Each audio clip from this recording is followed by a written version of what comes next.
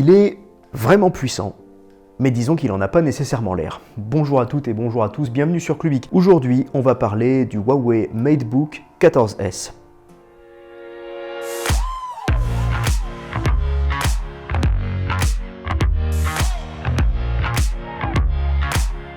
Le MateBook 14S est le tout nouvel ultra portable de Huawei. Il a été lancé en France à la fin du mois d'octobre. Il propose une fiche technique haut de gamme, mais aussi des corrections par rapport à son prédécesseur, le MateBook 14, tout en essayant de se démarquer avec un niveau de puissance supérieur à ce qu'on pourrait croire de prime abord en regardant cet appareil. On va voir comment le MateBook 14S arrive à être plus puissant qu'il n'y paraît. C'est parti. Mais avant de parler puissance, parlons d'abord design, parlons châssis. Alors si vous avez déjà utilisé des ordinateurs portables estampillés Huawei, vous ne serez probablement pas dépaysé du tout par ce MateBook 14S. Il reprend d'ailleurs la plupart des lignes de son prédécesseur, le MateBook 14, qui reste d'ailleurs au catalogue de Huawei, mais en y apportant quelques modifications. Alors ce qu'on pourra dire d'abord, c'est que le 14S est une machine qui est bien assemblée, qui est élégante. Son châssis en aluminium ne souffre pas de défauts majeurs, même si on aurait quand même aimé une petite dose de minutie supplémentaire au niveau des finitions, mais ça c'est entre parenthèses. Ce que l'on peut saluer en tout cas, c'est que Huawei a vraiment tenu à apporter des corrections à son appareil par rapport au feedback des utilisateurs de ses autres ordinateurs. Et ce que l'on peut noter en tout premier lieu, c'est que la webcam, qui était autrefois logée dans une sorte de petit encart pop-up au-dessus du clavier, déménage et se retrouve à l'endroit où elle aurait toujours dû être, au-dessus de l'écran. Ça permet d'offrir un meilleur angle de vision et donc un confort bien supérieur aux utilisateurs de l'appareil, mais ça permet aussi à Huawei d'intégrer les capteurs infrarouges nécessaires à la reconnaissance faciale via Windows Hello. En d'autres termes, vous allumez votre ordinateur et l'identification se fait automatiquement.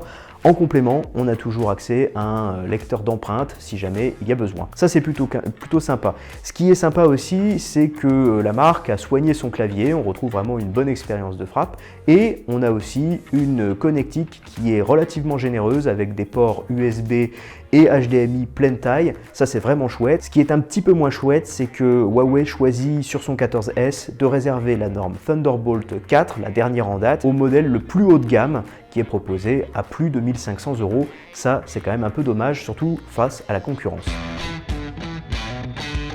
On le disait au début de notre vidéo, le MateBook 14S est vraiment plus puissant qu'il n'y paraît de prime abord. Et il y a une raison toute simple à ça. À l'intérieur de son ultra portable de 14 pouces, Huawei a réussi à intégrer une grosse puce Intel Tiger Lake de série H. En l'occurrence, sur notre modèle de près, nous avions un Core i7 11370H. C'est un processeur que l'on trouve habituellement sur des ordinateurs portables gaming. Et donc à l'intérieur du 14S, on va avoir vraiment ce gros processeur vraiment performant qui va lui permettre d'être plus puissant que la plupart des ultra portables de la concurrence. Et ça, c'est vraiment intéressant. C'est vraiment intéressant parce que ça va lui permettre d'être plus à l'aise sur certaines activités gourmandes, demandeuses en puissance de calcul. On pense par exemple à du montage vidéo ponctuel. Cela dit, il y a quand même un bémol. Huawei ne nous permet pas de profiter des pleines performances de ce processeur sur son 14S lorsqu'on est sur batterie. Pour pouvoir débloquer les pleines performances du Core i7, de ce gros Core i7,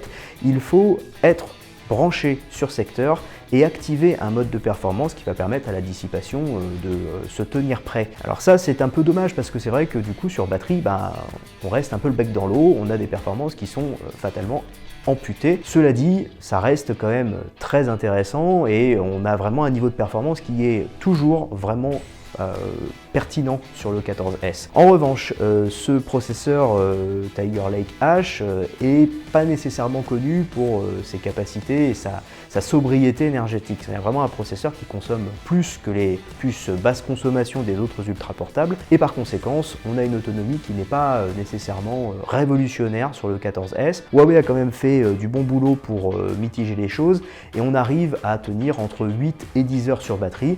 C'est pas si mal, mais globalement, on est un petit peu en dessous de ce que proposent d'autres ultra portables à prix équivalent.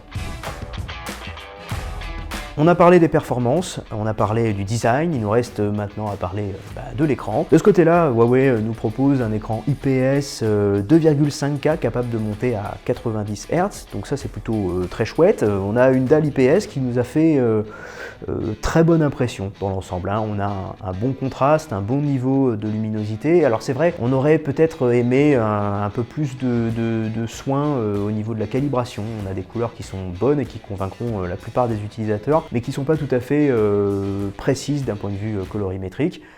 Probablement que Huawei pourra se rattraper sur d'autres appareils, mais en tout cas, globalement, on a vraiment une bonne expérience. Ce que l'on regrette par contre, c'est que cet écran est très sujet au reflet, et ça pourra s'avérer gênant dans certains contextes d'utilisation. Heureusement, la luminosité est forte elle aussi, donc ça permet de compenser dans la plupart des cas. Quant à la question du 90 Hz, est-ce que c'est utile? Disons que ce n'est pas indispensable, mais c'est vrai que ça apporte un petit confort d'utilisation supplémentaire lorsque l'on veut faire de la bureautique ou surfer sur le net. Cela dit, ça a quand même un inconvénient, c'est que ça retranche 1 à 2 heures d'autonomie par rapport à ce qu'on avait évoqué tout à l'heure. Donc sur une autonomie qui est déjà pas exceptionnelle, ça ampute encore un petit peu. Donc ça, il faut prendre en compte. Heureusement, Huawei ne nous propose pas le 90 Hz par défaut sur le 14S. Il faut activer un mode spécifique à l'aide d'un simple raccourci sur le clavier pour pouvoir passer de 60 à 90 Hz. Ce qui veut dire que sur batterie, si vous ne faites rien, si vous n'agissez pas avec justement l'activation de ce mode, vous resterez en 60 Hz et vous profiterez d'une bonne autonomie. Donc au final, c'est pas si mal. Si vous êtes arrivé jusque-là, vous aurez probablement compris que le MateBook 14S nous a beaucoup plu. C'est une machine vraiment agréable à utiliser au quotidien, elle est performante, on a un bel écran. Alors c'est vrai que l'autonomie n'est pas exceptionnelle, mais globalement on retombe facilement sur nos pieds et c'est pas un défaut trop gênant. Ce qui nous gêne un petit peu plus, c'est si on compare le positionnement tarifaire de ce MateBook 14S à celui d'un concurrent, un concurrent à la pomme en l'occurrence, le MacBook Air. Alors le MacBook Air, lui, il débute à un prix de départ légèrement inférieur à celui de notre MateBook 14S et il propose le gros processeur Apple M1 que tout le monde a tant vanté ces derniers mois. Et il faut dire que on a avec le MacBook Air un niveau de performance équivalent, voire même supérieur à ce qu'on trouve sur les meilleurs modèles de 14S, avec en prime une efficacité énergétique bien supérieure. Et ça, c'est surtout sur ce point-là qu'on pourrait se poser la question de savoir s'il n'est pas judicieux de goûter à macOS et à l'environnement parfois un peu trop fermé d'Apple. Ça, c'est une question de goût, mais en tout cas, si vous optez pour une machine sous Windows, il est clair que le 14S a de très gros arguments à faire valoir.